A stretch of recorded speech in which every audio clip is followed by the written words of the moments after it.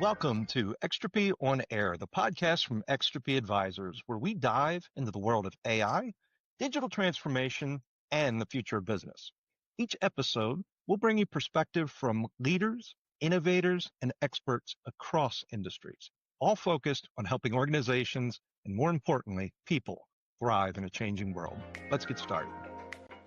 Hello, everyone, and welcome to Extra P on Air, a very special episode that we have today because it's our first episode of 2026. I'm Ravit, Gutman, the CEO here at Extra P Advisors, and I have with me here Mike Jasper. Everyone loves the episode with me and Mike. Let's start with one of our favorite topic that has got a lot of attention, I would say, our last podcast. So I think it means we need to get together more. Thankfully, I see you again next week. We'll put something on the agenda. Let's put together another podcast. Definitely. It was very interesting to see how people reacted to that 6%. And it was very surprising to many people. And what was surprising to me is the amount of actual data that came out after McKinsey. Everyone tried to find a different way to make this data digestible for many people and how to actually change some approaches for 2020. What did you see coming out after our last podcast? I would say the same thing. I've seen a lot of new surveys coming out end of year, beginning in 26, looking at what's ahead. I've seen things around, what's the AI impact to the GDP, and a number of different metrics I've seen over the last probably 4 weeks. But one of the other things that was interesting to me was the people that reached out talking about their own AI experiences, talking about, we were in that 94% that didn't see value from it. We were from the ones that, maybe we were too big of an early adopter without enough of a vision, and we didn't get what we thought we were going to get out of it. And what was interesting to see was a lot of those people, it wasn't they were giving up. They were restructuring and re-strategizing to go back because they understand that AI is going to be a major component in business. Whether they use it or not, it's going to become a competitive differentiator for them. I agree on that. What a lot of people are starting to see is not about talking about AI strategy. What is an AI strategy? What is to say, yes, we are AI first, what it actually means. And we've seen throughout 2025, even being in different conferences, we've seen this AI buzzword being thrown in every little thing, even if it's like something that was machine learning and is just now slapped with a new name of AI. And I think going in depth to figuring out what is a true AI strategy. What does it mean, again, for our people? What is the best way for us to get the values? One of the most interesting articles I read lately was, how do we measure? That has been one of the hardest thing. It's the fact that how do you measure the value of AI within the organization? And we see this with a lot with our partners that we work with as well, that they're trying to calibrate different things and figure out how they measure that impact to show that from true benefits that are coming out. I would agree because there's two different areas you can look at benefits within AI. There's those quantitative benefits of you used to take these 15 manual steps and that's been eliminated. So you can quantify how much time was saved and multiply that by your burdened, salary rate to get to a dollar value. And there's all the other aspects that companies are using AI where it's not necessarily replacing steps. It's adding new ones. It's creating new processes. That scenario I've seen people have a lot harder time trying to quantify that benefit. They can tell you it's a benefit. They can feel it, but trying to put together a case on how much did this improve the bottom line, that's been a struggle for a lot of companies. I can tell you that even for me, in my own journey as a CEO, the best thing to measure is how fast can you do things, like how many more things you can do on your day to accomplish things faster and bring time to value essentially much faster. Even in Extra P, we're trying to evaluate how we can measure and reward also, which is another thing that I'm looking for 2026. People that are using AI and thinking differently and approaching it differently on how can I do what I do better? Because one thing we know that what's going to set apart the organization in 2026 is not the people that buy the AI. It's actually the people that use AI and use it the right way within their organizations. And that's where we're looking for our own organization as well and helping our customers to get to that stage. Yeah, I love that every time we have a new challenge, we don't look at the old way and we don't look at how we do things. We look at what's possible. We look at everything with a fresh set of eyes and say, what's new in the market that could help us here? Is it something we need to build internally? Is there a partner we can use to leverage to do this? Should we be looking at the process before we look at the technology? And all of that feeds into that AI strategy. One of the areas that I've seen people struggle to quantify also is in a lot of cases, AI is being used to get to better answers faster, not get to the answer, but get to a more in-depth answer, get to a more sanitized, validated conclusion. In that case, I look at what's the benefit that you see from that enhanced visibility that you didn't have before. What's that accuracy level gone to in your forecast? What are those actual differences that may have nothing to do with the AI process itself, but the results are from using AI to come to a more logical conclusion? Here's to know from your end. I feel like I do see that some market segments were impacted more than others with this AI revolution. Where did you see some of the biggest impact of change with AI in this year? I've seen a few key areas that pop out to me. One is contract management. Contract management is usually a very closed process. Usually it's a bottleneck within the sales process for contracts.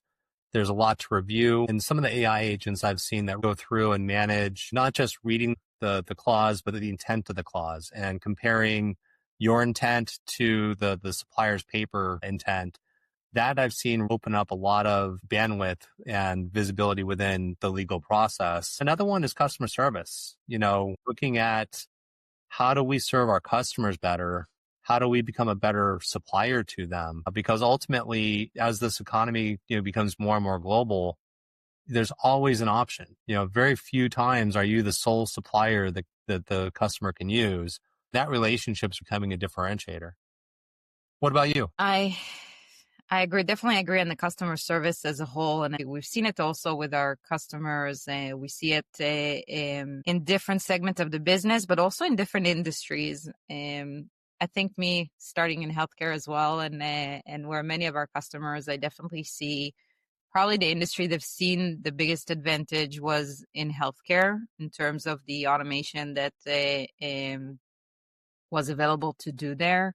But in the whole space of customer service, we're talking about order to cash, cash and collection, cash apps, all of the things that any type of activities that you need to take data, validate data, and verify it in multiple sources, different things. This is where I see that biggest impact within the organization. I'm curious to see where we're going to see more and more of that, because I feel that 2025, we have seen a lot of the shift of the RPA world that we have automated for so many years shift to AI. So a lot of automation activities that lives between different systems and analyzing different things. And I think where we are going as well with AI after having that experience and looking at it more from actual employees in the organization with a brain and understanding the different type of AI models that exist out there and how each one of them act as a different employee with different skill set. That is what I am truly excited about, because now that we have that experience, being able to understand how to have those AIs work together to get the best output for us, for customers in the market with everything that is coming out is going to change things. Yeah, I mean, if you think about let's take, service industry, think back 5-10 years ago, you got an automated voice assistant. What's the first thing you started doing? Pounding 0 on the phone, saying operator, you didn't even want to touch the thing. You just wanted to get to some human somewhere that could answer your problem, because your experience was that I was going to sit on this thing for 5-10 minutes, get nowhere, get frustrated, and finally get to somebody. And today, a lot of these systems, a lot of these different technologies being used are so in tune to what the customer's feeling and what the customer wants, that it's become a lot more beneficial, and people are starting to not mind it and get along with it. I've even seen I was watching a sitcom and they were talking to an AI agent. They didn't know it. And that's where we're getting to. And that excites me because that's one aspect of where AI is being used. But you take that and that starts building trust and comfort in the technology from everybody, from, me, from my wife, from my grandfather, everybody who interacts with it. There's no barrier to that entry. Now you start taking your business, there's a lot more comfort in exploring those opportunities. I feel that my first 6 months was really trying to figure out how to automate my email. I was like, I'm not going to get an assistant this year. I'm going to build an AI assistant. So I think I spent a whole time just studying AI on my own personal email to try to figure out how I manage my own inbox. So that was definitely a trip. But building that comfort, you touched such an amazing point, because getting that comfort is everything. Because if I look at the RPA revolution, taking it 7 years back, everyone were like, oh, bots are going to take our job and everything. It's like, it was very similar. It took a very long time to explain how the human and the bots work together. But I feel that with AI, it's becoming more and more. I'm going to say, spending the holiday with my parents. I have two over 70 years old parents that have ChatGPT on their phone and they're using it and working on it with it. I see my kids as well the same way. How they interact with working on different projects at school. All of us in this past year, more than ever, have learned how to incorporate AI in our world and build that trust in one way or another. And now that we are learning, and those AI partners are learning more how to be more compliant with it, there's more regulations that is going to come over it. We're going to build that trust during 2026 more and more, which is going to open us to endless possibilities. So, well, and when we talk about building trust, I look at my sons, they both are in college. About a year and a half ago, the schools were sending out emails saying, if you use AI in your research or in your curriculum, you will be, punished for plagiarism. Now they're saying, hey, this is a valuable tool. You need to learn how to use it.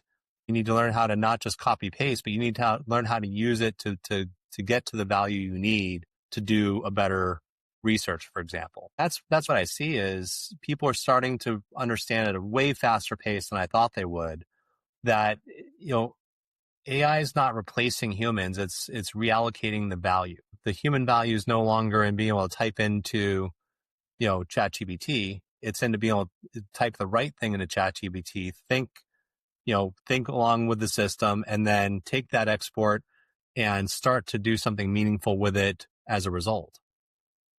I agree. And that's where I would use, for example, ChatGPT the most, is really brainstorming. To talk through my ideas, figuring out, doing research, study things as quick as possible, which is very exciting. If in the past I used to buy or listen to books and digest them one at a time, now you can really go through different tactics, strategies, and learn different type of methods and figure out different type of models by brainstorming this through it. For example, for a GPT, I'm curious because I can say for myself, I have favorites, but I am using different AIs for different things, for different needs. That's was my own personal journey and figured this out this year of what should I work with what, but I do have favorites. So I'm curious to know, what is your favorite?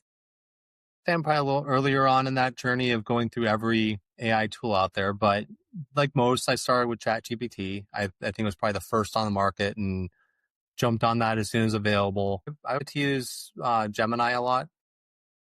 We use a couple of specific tools around coding. Those are interesting too. I like how it can read, debug, and even build code. So I've been playing with several different tools. I can get a Gemini 3 was a game changer. I would say I was struggling with it a bit, but I think Google has stepped up their game tremendously with Gemini 3, and I'm very much listening to and waiting to what's going to come up. And that's what's great to see as well, how they keep on pushing each other in this and with new features and new capabilities with what's coming up. No matter what, for me, Claude will always be my number one favorite. in terms of actual work, of actual speeding up my day to day as a business owner. But I think it's different in terms of potentially if I would build different tools or if I will build different type of automation. It's exciting to see what's coming up every single day and just listen and learn through that. Which, let's talk a little bit about how do you stay educated on all of these things that are coming up, and how do you even know how to approach when you want to buy AI and figure out what is the right thing for your company or for your department or for yourself, even if you want to just advance in your team. What would you suggest? From a personal standpoint, I say go out and try them all. Take a sample that you did in ChatGPT, assuming that's probably where you started.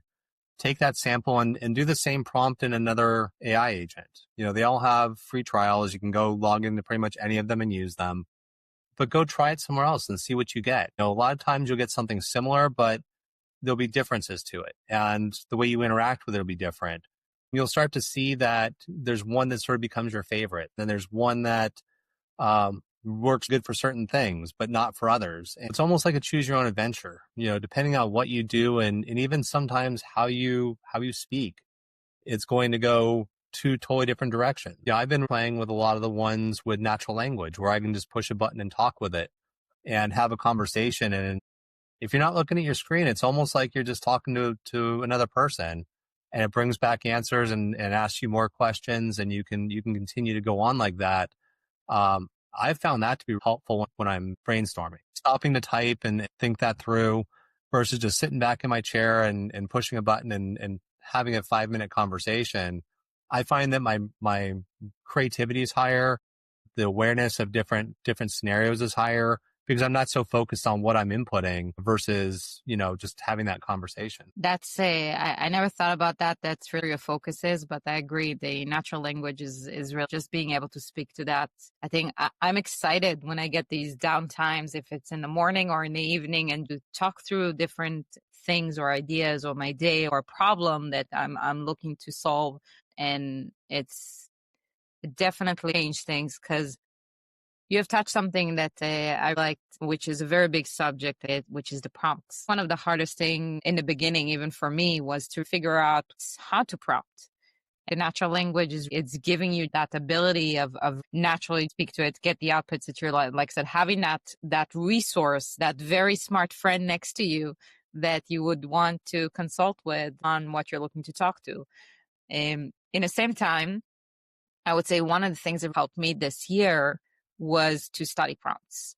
So go look, and I think this is why for me Claude has been the favorite, because one of the things they've done mid-year was to dump prompts from all industries, from all different type of automation, all these different things, that you have a whole library of just researching different type of things you're looking to prompt. Basically speed up my process tremendously, because there is a way in the end of the day with the AI, and if you're using the right prompts, it allows you to evolve much faster into your different activities and break things faster. And that was one of the things, as well as we build our own tools, was to make sure that we understand what are those different type of problems and prompting that is needed to be done in order for us to solve different activities. It's not always a natural language of just figuring out of I need to solve this, but how do I learn how to ask the proper question to get the best output out of these AIs? Ravit, I'm going to put you on the spot then, because I know a lot of people that listen to us are varying degrees of their AI journey. For those who are just starting out, who've just been playing with ChatGPT and typing in like a search engine, what would you say are the critical things to think about in your prompt to get the best answers? Wow, definitely putting me on the spot. I take a minute to understand what is you are trying to get, who you want that person to be, what you're trying to solve, and how they want to approach the task. So those are same thing as when we used to close our customers in a room and look at those 3 circles of the how and the what and the who and all of that together, and to figure out the problem. That is how you need to approach when you're starting to prompt. And as you building your prompt, and I'm going to say again, this year, I think for me as a finance major, I was the CEO and the CFO for the majority of the year. I needed to think about different type of CFO problems. I was able to say, to prompt different things, to act as a CFO, to act as a CMO, to act as a consultant professional, as a legal advisor about this specific topic, looking to solve this type of problem, providing the right information. So thinking through the process is one thing. A big mistake that people are doing a lot when they're prompting is putting too much in the beginning, like too much at that one long problems and then letting it digest. It's much better if you allow you define a group of information, like who you are, who I want you to act as, what am I trying to solve, and actually asking it, okay, what type of information do you need from me in order to perform your job in the best way?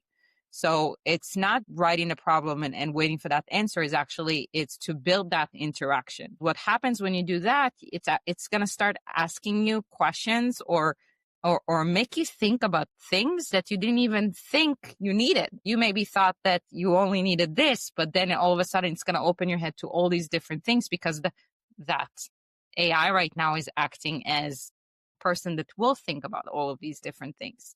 So making sure that you interact, and I have a rule of at least 3 different iterations on anything that I'm trying to work through, instead of just giving it at once at bulk and then I get an output that is okay.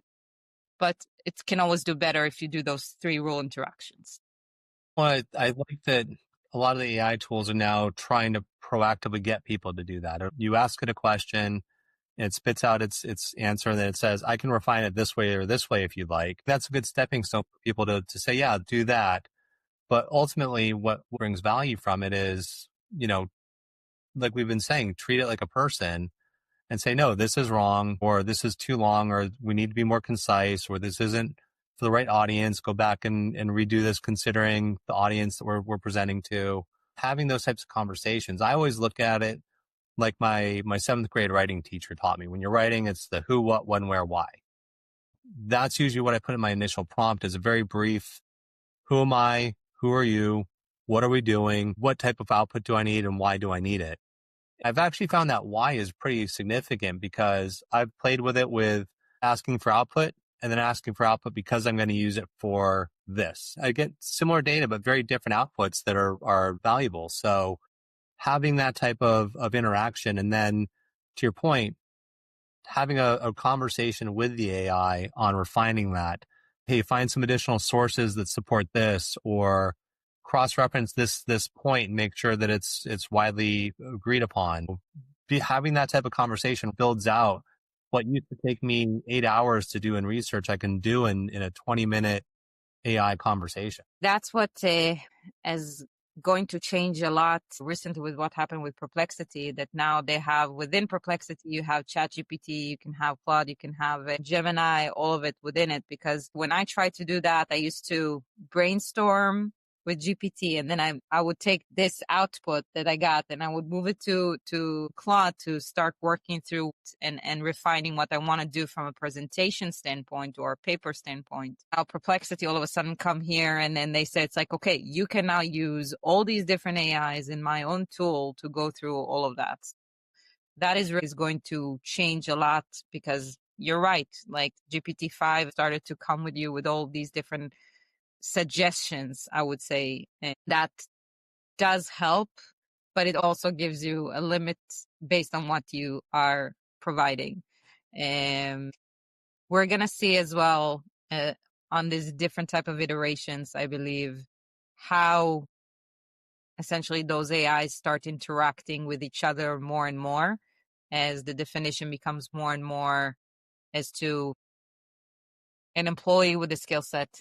Same as anything. If I look at before the AI world, if someone would tell me you have 30 minutes with Elon Musk, what would you ask him? What would be the advice that you ask? It's something you would prepare. You would think, what is the best question? What is the best thing that you can ask? Any type of a minute that you can have with someone that can answer or teach you something in a moment of time, you would think thoroughly as to what do you want to get from that conversation? What would be the thing that would mean to you the most? And being intentional with AI is the best output you will get back. It's funny because sometimes my 10 years old grabs my phone and go on a chat GPT, and I would see her conversation that she's excited that someone is answering and she can ask anything. For that is where we need to grow as people, to learn how to speak and be more intentional with everything that we do, and understanding why we do what we do, which is very much connected to all the things that we do in XRP every single day. You touched that point so well, and wanted to reiterate on that. Some of it comes from our training. If I think about interactions within our organization or interactions within our customers' organizations, or even conversations I have with clients, is very human, and those questions are answered and the why is answered. If I'm asking somebody for something, I go out of my way to make sure they understand why we need it and what the impact that's going to be. Then we got into the search browser era. And when you're searching for something, it's very basic. You're putting in keywords, whether it was Yahoo or Google or whatever you were using, AOL, if you're as old as I am. But, you go back and it was, top 10 recipes for chicken. When you get a bunch of results, and it's very little to put in there. If I did that same thing in ChatGPT or any AI tool, I would say, hey, I'm making a special dinner for my wife. It's our anniversary. We honeymooned in the Caribbean. I'd like to make a special dinner. Give me 10 good recipes that would say, that this is a special dinner and that, I appreciate her. And I would get a completely different list than that food and wine list that I was going to get from my Google results or anything else. Then I can take those recipes, pick one, and then say, hey, she doesn't like as much spice. How do I change this up a little bit? And you get to exactly what you want. That's the same thing we get when we talk to each other. We just don't do that with AI yet. With that, I'm going to shift it to a topic as you touch it. We should have a whole corner of just cooking with Mike, because I learned something about cooking every single time we talk. I have to ask if you tried this before, because I did see someone do this. Have you tried to give GPT the list of ingredients you have in your fridge and make a dinner out of it and give you a dinner idea? I have done that. I knew it. I've given it, especially when we've got something random in the fridge. We like to go to Whole Foods. We like to go to Trader Joe's. We'll pick up some random flavored marinated meat or something. And it's like, what do we use this for? I have no idea, but it sounded really good because we were hungry. We went to the store. I'll tell them, here's some of what I have. What I haven't tried that I do want to do is take a picture of my fridge. Ooh. Take a picture, upload it, and say, what can I make? That's the next thing I'm going to try with it. Wow. I love that.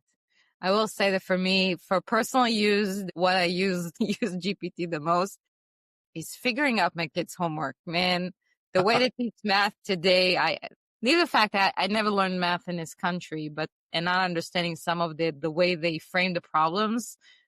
And so I would say that I take a picture of the problem and I ask them, please help me explain to my kid how to solve this, because I can't help my kids with some of the homework that they get today. So that has been a lifesaver for me. And if anyone is struggling, that is definitely a way to use AI as well. I can tell you at least one of my children has done that with their homework.